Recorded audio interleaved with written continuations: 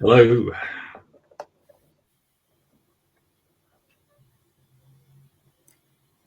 Hello. Can you hear me?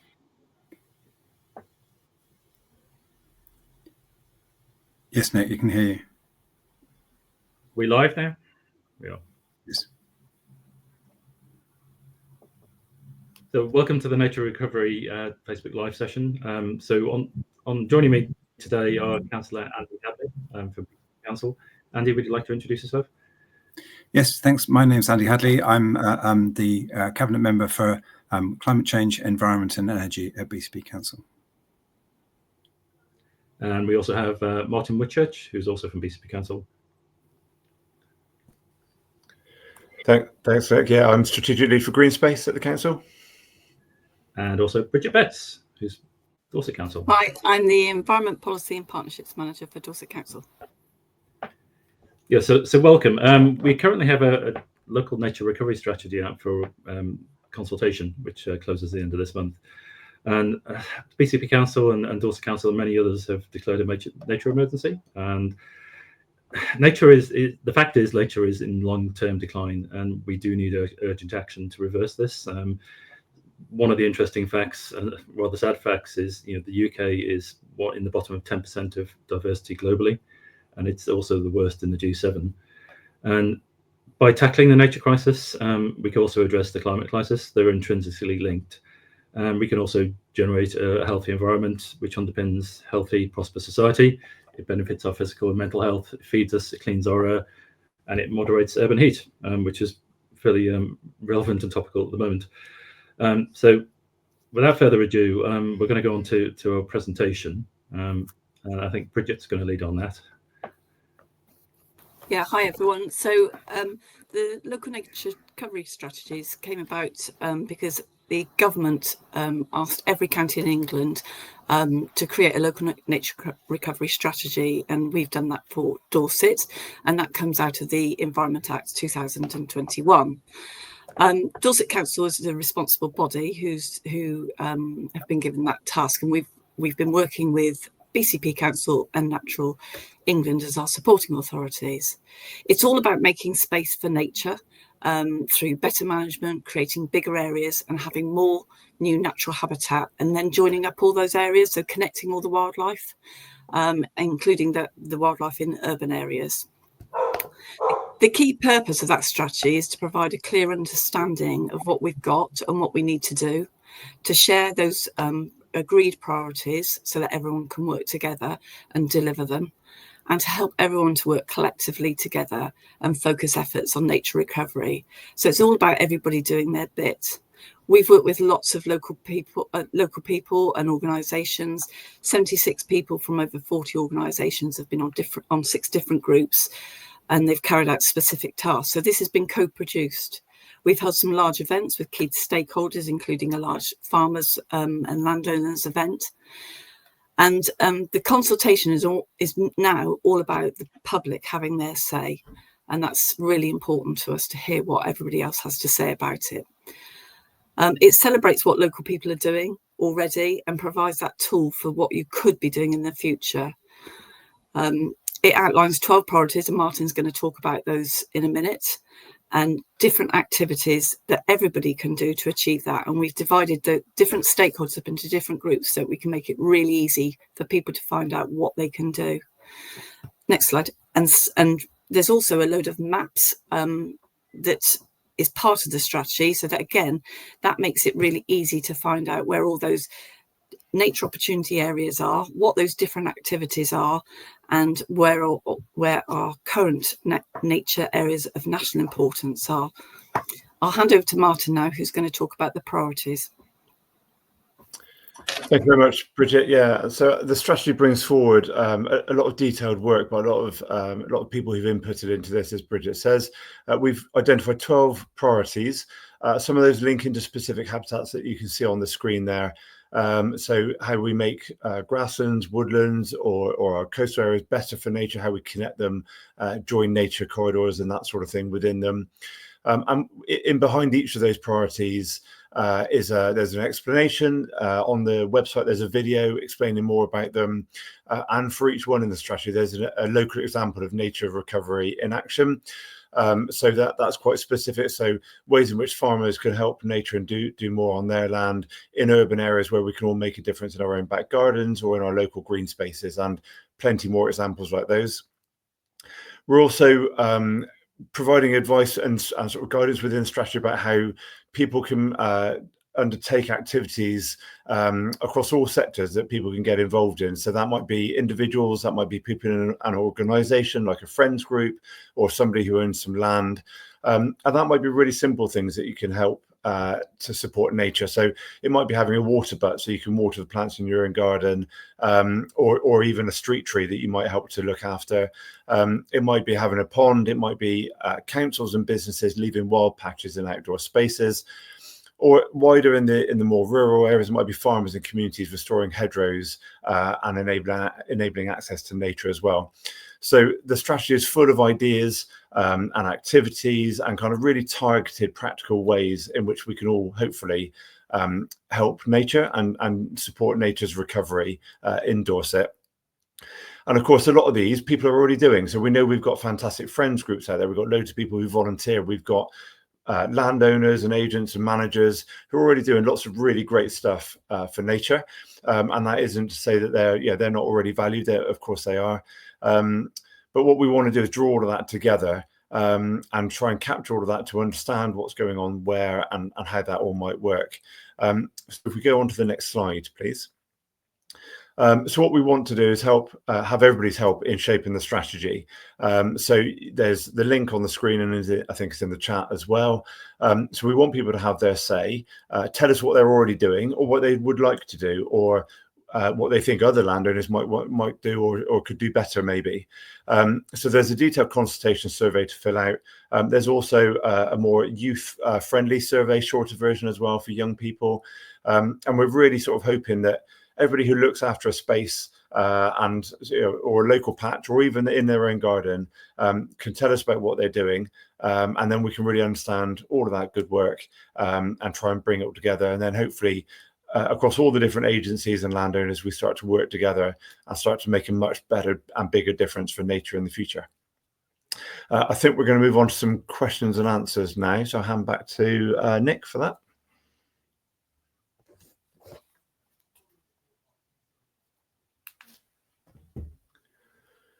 Looks like Nick might have frozen, actually.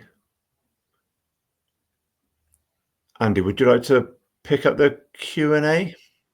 Yeah, so I think the first question is how can I get involved in nature recovery? And really building on what Bridget and Martin have said, the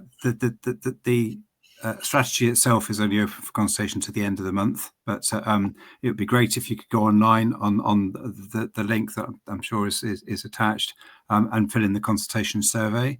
You don't have to look at every part of it. You don't have to respond to every part of it. It's really what action you're interested in, what you can take. So if you're in an urban area, then clearly the urban and the parks is important. If you're in a rural area, then the farms, hedgerows, and some of the other areas. If you're interested in the coast, etc. On the website, you can click on those links and explore them in detail before you answer the questions. We do also have PDFs available in libraries and other places that you can access if you need to. And if you're involved in a community group that you feel is doing some things towards nature, we want to hear about that as well. So there's a map, and you can put a pin in the map and highlight that you're involved in a voluntary group or as an individual in making space for nature and being part of the movement, really, to make it happen. So have we got another question? Where are we going next? So Bridget, would you like to answer this one? How does nature recovery fit in with food production and farming? Yeah, that's a really good question. So farming's really, really important, and farming and nature is, they go hand in hand, really. And there's lots of great farmers out there doing their bit and, working with nature, putting in, having continuous hedgerows, doing the right planting. But there is also a number of there's a number of farmers that we'd like to encourage to do a bit more, to be honest. But nature, and I think, you know, food production is really important, and we have got the farmers to help write the priority under farming, and so all the good things that are in there and suggestions have been written by those farmers. Excellent, thank you. Okay, can we go on to the next question then? So how does the local nature recovery strategy link with planning and development? Complicated one. Is that one you can pick up, Martin? Yeah, I'm happy to say that. Thank you. This is really important because obviously our local planning authorities set out local plans and set out the policy in terms of housing development, sustainable development, where our land areas are for education, for business and other sectors. So we've been working closely with planning colleagues. So planning policy colleagues have been involved in the steering group for the local nature recovery strategy production, and are well embedded in this whole process. And that includes the mapping and how the mapping will be used in the future. So how we identify target areas to improve for ecology and for nature. And so as both councils through local planning authorities is using all the evidence we've gathered, is using all the priorities and the strategy to really form up and get embedded in the local plan. So both authorities are working towards producing new local plans, and that those documents and those policies set out how and where things happen. So what we're trying to do is to raise and elevate the status, if you like, of nature in those documents, so that they have a voice, so that there is a role for nature across our authority areas. And then what it's also doing is identifying how development can work side by side with creating green infrastructure and space for nature for people to access as well. So yeah, we know that with new development comes pressure on the land. So it's making sure that those developments have really well designed nature corridors, green corridors within them, that the street tree planting is right, the right trees in the right place, that we've got the right sort of sustainable drainage systems that are linking into our wider watercourses. Really simple things like making sure bird and bat boxes are embedded in building design for species like swifts rely massively on built environment for their nest sites. And can we create new nature-rich habitat through biodiversity net gain, which is where we can, whether that's on-site through mitigation of it through a development, or whether we take that off-site and do something special for nature, so away from the development. In particular, across our urban environments, we're trying to work to get things from grey to green as much as possible, and bringing policies and strategies around that as well. So again, trying to increase the amount of street trees, trying to connect up our green spaces and making them as nature rich as possible within the urban areas. And it's across the BCP area, something like 20% of the land in BCP is sat within residential gardens. So again, there's a real role here for everybody, every resident to do their bit in their own spaces as well, whether that's cutting holes for hedgehog highways or putting their own trees and hedges in.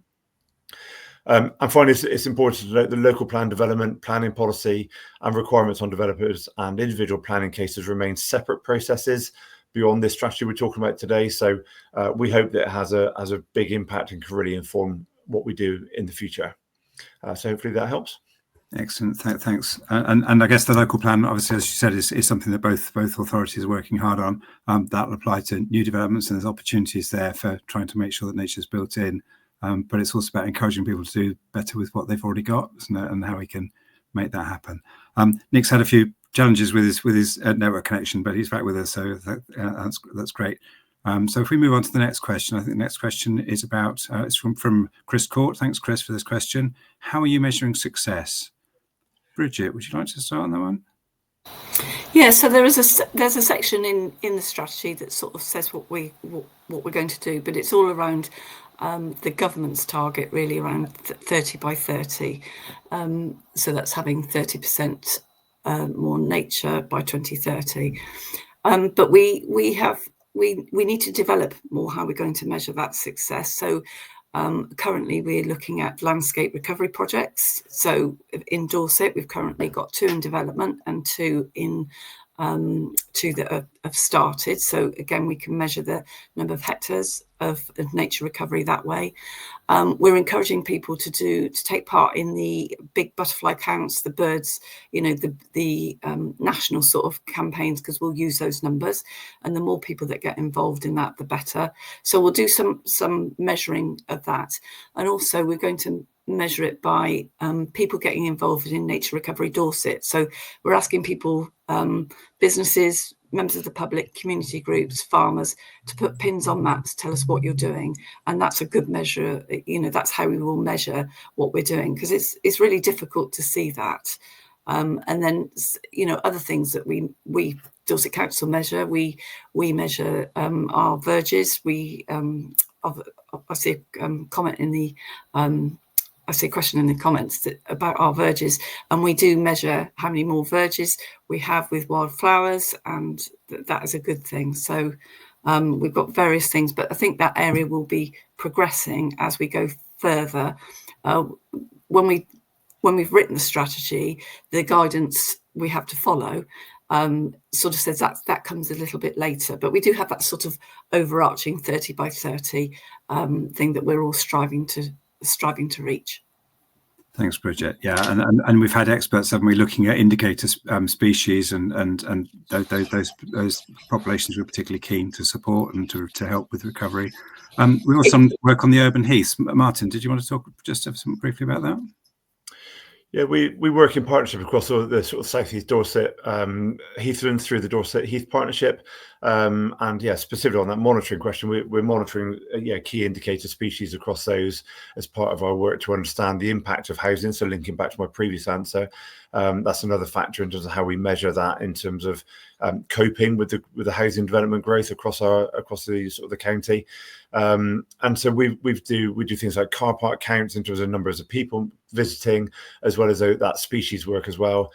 And also our countryside teams, our natural environment teams are on the ground managing our local nature reserves, our sites of special scientific interest, and all the other sort of key habitats we look after as councils, as do other partners, so the National Trust and the RSPB and other landowners. So there's a whole load of monitoring of what we currently have, as well as changes and improvements and sort of interventions as we go forward as well. So it's really trying to capture all of that to really baseline and understand, as Nick said in his introduction, how we try and reverse this decline in nature, and start making sure that we're improving it, and we're not, we got that balance right in our sustainable management of these sites as and across all our landscapes. Lovely. Okay, let's take another question. So the next question, I think, yes, who is going to deliver what is suggested in the strategy, and what's the council's role? Nick, perhaps if we can start with you, and if your technology fails you, then I'll pick up. I'll take over. I don't know if it's working. My connection is really, really bad. It's probably better. We can if hear you. you. I don't know if you can hear me. Yes, we can hear you. Sorry, I can't hear you. You're stuttering. Can you say again? Yeah, I think I probably need to drop out, to be honest. Okay, that's fine. So as you've heard, the strategy contains lots of activities that we want everybody to take part in, and there are actions that the council can take. We own sections of land across the urban area, across BCP and in Dorset, but there are many other people who have responsibility for land, or as Martin highlighted, just their back garden or a small space, and so we can all contribute to that. So I think our role as the two councils working together, and Bridget and Martin particularly lead on this for us, is to work with partners across the whole county of Dorset, to promote the strategy, to make sure that decision makers are aware of it and are involved with that, to identify projects, to celebrate things as they're coming on, and to help that to be known. And to work obviously with government and as legislation changes, as the opportunities change, to work with agencies like Natural England, the Forestry Commission, the National Trust, and others, to move it forward, and also to look at reviewing the strategy as we go forward. So those are things that we as councils can achieve. Okay, I'm afraid Nick's had to leave us for technical reasons, so we will move on to the next question, which is from Steve Harper. Oh no, it's not, from Tony Dobbs. Hi, Tony. Are there any Swift boxes or Swift bricks on council buildings? Good question, which I don't know the answer to, but Martin may.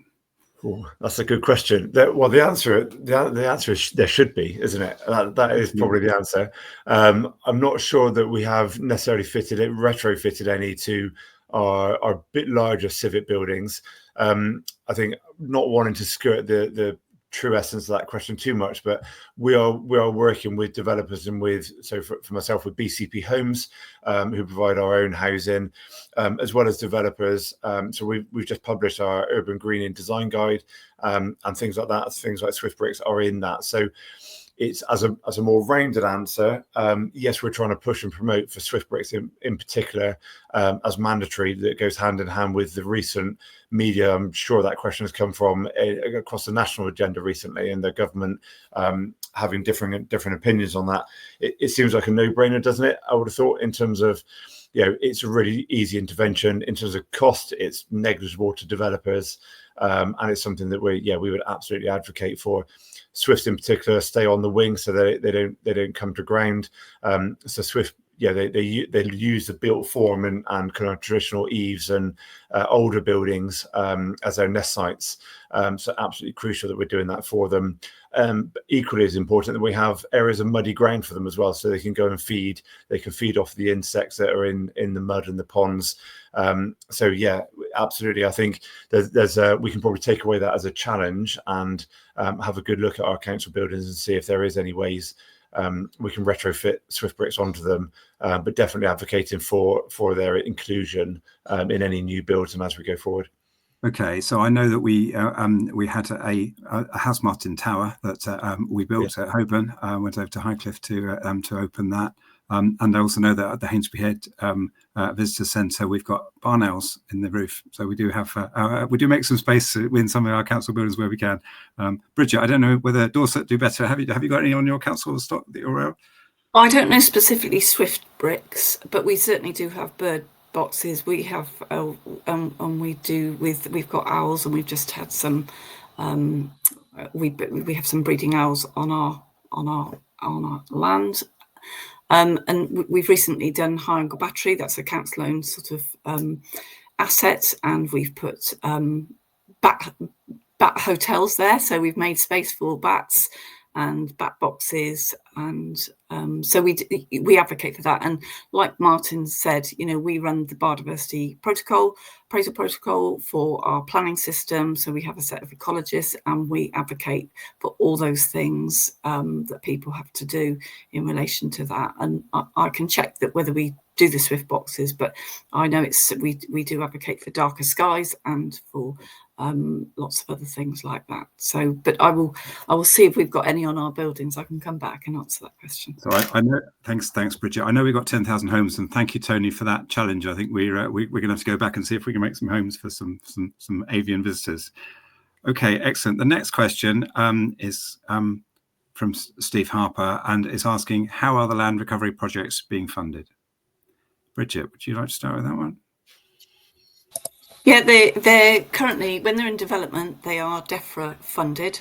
So that brings together a lot of people and allows that people to get together, landowners, farmers, conservationists, to come together and to develop a way of working. And part of that is around working out the finances of how you're going to deliver. So you kind of work together to set out a plan, and then you work out what that sort of finance is going to look like, and commonly termed sort of green financing. So that's always a difficult thing, but they are working, and it's ways for businesses to put into landscape recovery, the ways for people to work together and across large landscape areas, and hopefully some government funding also comes from that. So it's a mixture really of private and public money and business money. So and grants. but we've had to compete for the DEFRA monies, haven't we? So it's a challenge. Yes, to get it's always a big competition. Yeah, but you know, Dorset are lucky; they've got two large landscape recovery projects, which is great, and they've got 2 in development. So and also some of those landscape recovery projects are funded through mitigation money. So that's money from developers for housing, and so that could be nitrate mitigation, and so that's the sale of credits or biodiversity net gain, or through areas, SANGs, suitable areas of natural green space. So, you know, those are areas where there is money coming from developers that pays towards that and adds value to that. Okay, I think that's a good segue into the next question. Let's take another question. So this one's from Sarah Crew. Thank you, Sarah, for your question. How will the importance of retaining and maintaining SSI, sites of special interest, and SACs be tensioned against planning and development demands? Back to planning, and back to you, Martin. Let's see where we go with this one. Thanks. I'll try my best. So yeah, should be triple SIs, which are sites of special scientific interest, and SACs are special areas of conservation. So they are some of the ways some land can be designated specifically to protect nature and for conservation value. So we are blessed in Dorset with a lot of triple SIs and a lot of SACs, from Poole and Christchurch harbours to our heathlands, to areas of sort of more grassland and woodland and ancient trees and all those different things. So they can be designated for a range of different features, species and habitats.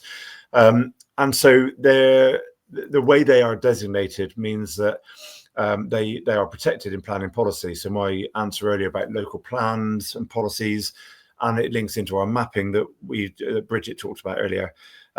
So the starting point for our mapping exercise for the local nature recovery strategy was to map all of what we know already is highly designated conservation land. So those are kind of already set aside. They're kind of almost ring fenced on the map, if you like. And then what we did is we built buffers around them because we want them to be bigger, better, more joined up. More and joined up. And then we start looking at the other land, the other space that we have across Dorset that could then connect with them, can link in. So a bit like the Purbeck Super National Nature Reserve has looked at a whole landscape scale projects, and the landscape scale projects Bridget's just been describing. That all is embedded in this process and is therefore also embedded in the local plan policy making. So hopefully what that should give us, or what that does give us, is a real strength of these are protected spaces. And when it comes to our colleagues in the local planning board authorities looking at where the next houses can be built, a lot of that is on infill land within urban areas. And where it's not in those existing urban areas, then it's carefully looking at the current land use and the current land designations. So across our heathlands, as one example, no development can take place within 400 metres of a designated heathland that's a site of special scientific interest. And within 5 kilometres of that heathland, there are then special mitigation measures and protection for that heathland, which for BCP area is about 99% of the whole of BCP is within that 5 kilometre zone. So all forms of development then are feeding into the mitigation processes and sort of ways in which we then try and protect what we have and promote and sort of try and direct people to spaces that can absorb, dog walkers and other forms of recreation better. So hopefully that kind of sets the scene in terms of how the designations work. And obviously in Dorset, you've also got things like the National Landscape as well, and a whole range of other designations as well that are all playing to that kind of process. I think it's a real challenge, isn't it? So we have a beautiful county. We have lots of we have lots of protections on it, but it does make it really difficult. And certainly when the government come along and say we've got to increase our housing stock enormously across both authority areas, where are we going to fit the homes is a real challenge, and one that obviously we're trying to balance against the needs for nature as well. Okay, if we can move on then to the next question. I think the next question was, yes, how are the priority to species decided? Who'd like to take that one? Yeah, I'm happy to take that one. Mm-hmm. So we have a whole host of fantastic experts in Dorset, and we formed a group with specific people and from representatives from those organisations. So that might be people who like butterfly conservation, the bats, different insects. There was a whole host of probably 16 people that sat around a table. They had to follow quite strict guidance. So that wasn't people just saying, oh, we would prefer this and that. They had to follow strict guidance in order to produce, firstly, a very long list of, I think it was about 1,000 different species. And from that it was then worked through a whole different criteria to produce our priority species. So I think we have about 50-ish priority species that's named in the strategy. It's been cross-referenced by all those experts. There is an opportunity to say if people think we've missed something or it's wrong, and there's a special form to fill in through the consultation, and you can fill that in, send a justification for that. So it follows kind of the same criteria that those experts had to follow, and we'll reform the group just to have a look at those if anybody thinks there's anything missing. But it's that was probably this hardest bit of the strategy, actually, because there's a lot of experts sat around a room discussing quite detailed material. There is a supporting document that shows how that was done. So if you're really interested, it would be really, I'd advise to go and have a read of that, because that gives a clear indication who was involved, how it was done, the process of doing it, and the outcome, and also to look at, if you want to look at those 1,000 species, that's, we're really blessed in Dorset to be able to do that, to have so many to choose from, really. Okay, lovely. Thanks, Bridget. I'm going to take a comment from another Bridget. Bridget Graham has written. She said, "I'd like to say a big thank you for the work on leaving verges uncut as much as possible. This year I've noticed so many more insects, especially butterflies. Now this may be the early dry weather, but it's lovely to see. Are you planning to continue this approach as sustainably as much to do with tenacity with such plans as anything else? Please keep going with this. Residents get it and support it." Now, I know I get a personal mailbag because environments in my brief about people who love having the grass long and people who hate having the grass long, and people who worry about the effect on their pets, and people who just love seeing the wildflowers and the butterflies. So certainly I get it, and I'm pleased that some residents get it. I don't know if either of you would like to comment any further on that one. No. Okay, so the next one is Alison Bartlett. Is there a plan to involve schools in educating children about why nature recovery is important? Also educating schools about leaving some of their land wild, planting more trees, or putting up bat boxes, bird boxes, etc. As part of the map, we mentioned the map about doing something for nature. There are some of the schools, I know some of the schools in BCP have signed up and have actually said what they're doing. One of them was planting trees around the edge of their playing field. Another secondary school, Twynham School in Christchurch, had turned one of their quadrangles into a nature haven. So I know of examples where that's happening. I don't know if it's every school, and again, I don't know, Bridget, is there any examples from Dorset you could give? Yeah, well, shall I just say what we've done to further that? So we've carried out lots of youth surveys. We've worked with the Youth Council across BCP and Dorset Council area, so to get them to sort of feed in and have their voice in the strategy, because that's really important that the younger generation do that. And we are aware that lots of schools are doing some fantastic work, and they run forest schools and they plant things. And only yesterday we've got a project running where we have got a very urban bit of area, and a sort of not a very nice road sort of junction area. And we've been putting in new planters and hanging baskets as part of a funded project. And the school, Way Valley School children, came down and planted that out only yesterday. So we're really involved. We've also got there's a summer reading challenge, which is runs every year. So we've produced a really lovely little activity booklet for the children, and I think that goes out in the next couple of days, so they can really get involved. That's the sort of things they can colour in and spot the difference and things like that, but also to tick off what they can do, little actions they can do at home. So we are producing actual material as part of it.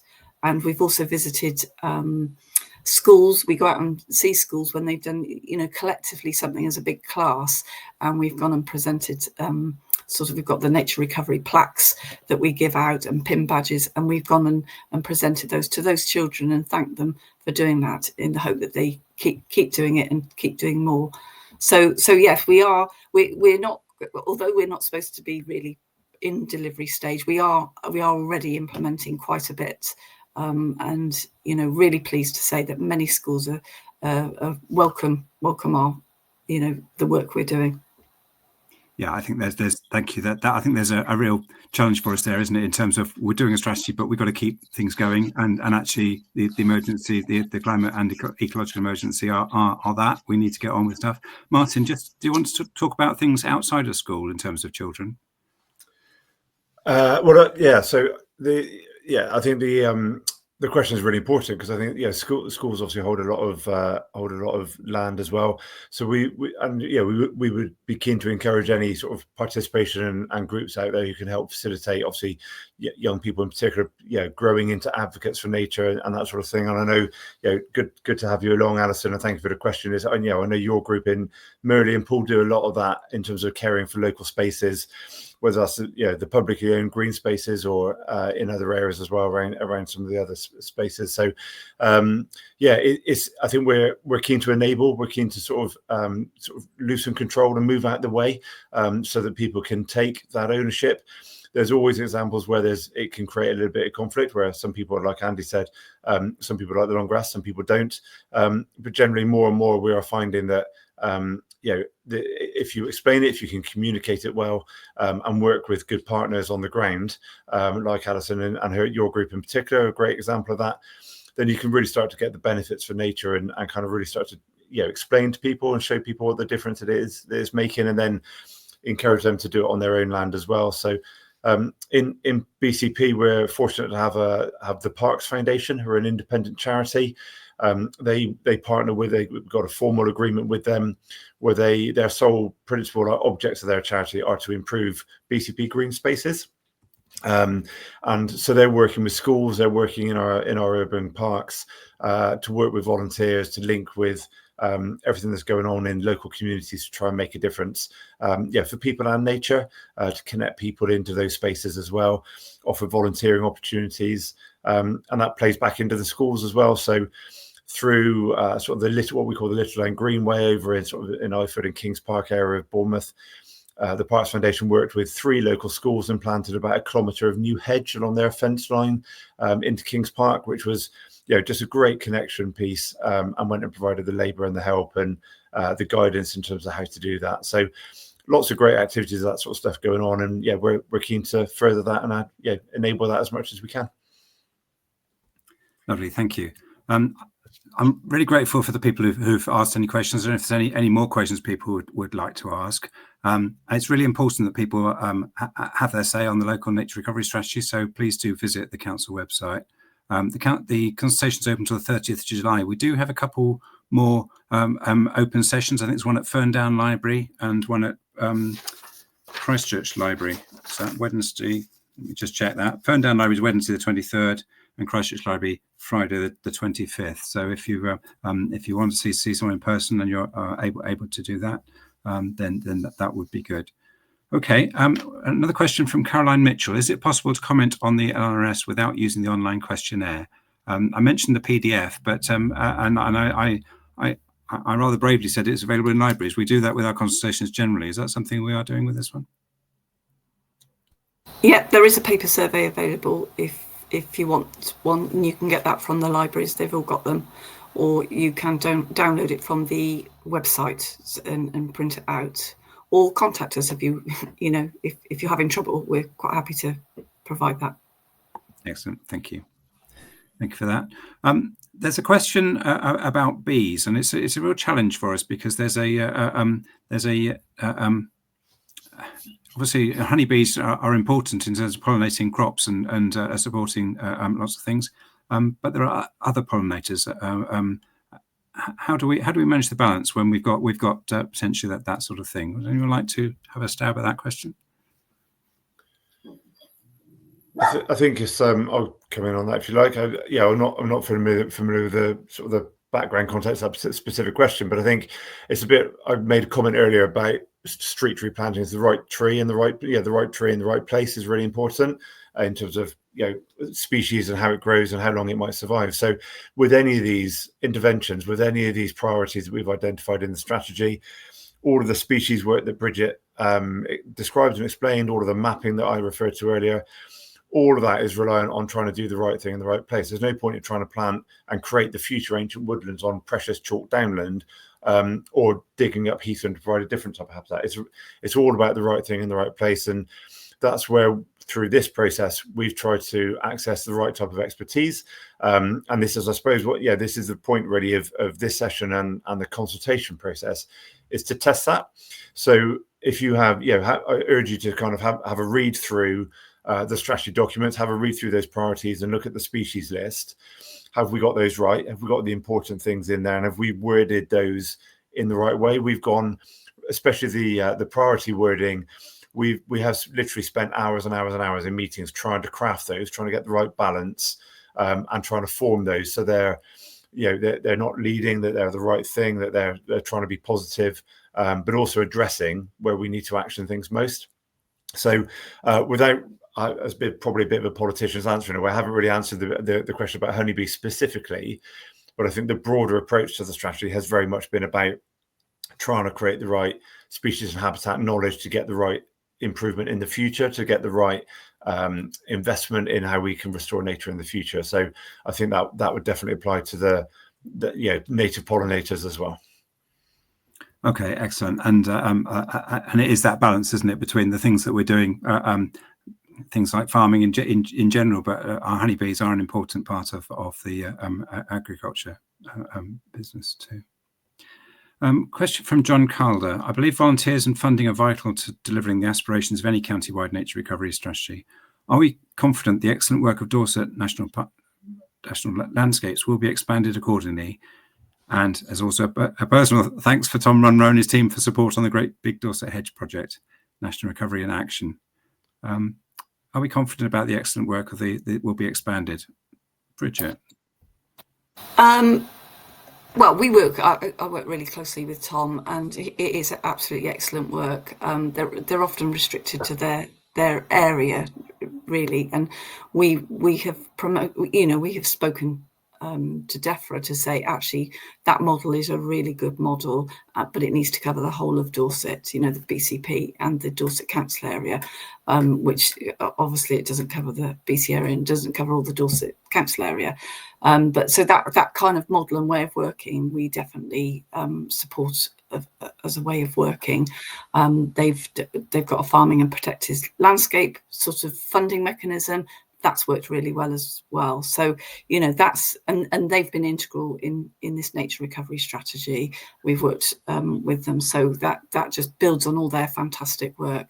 And the Great Big Hedge projects, that's a really good thing, and we're well aware of hedges needing to be made to be considered as a priority. So, and that is something we will be doing as part of the consultation. So and the volunteers that do a lot of nature stuff, they are incredible. I've worked with others on a recent project, UCAN, up in Portland. They were vital.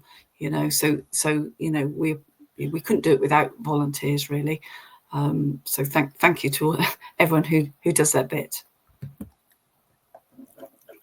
Okay, that's lovely. Thank you.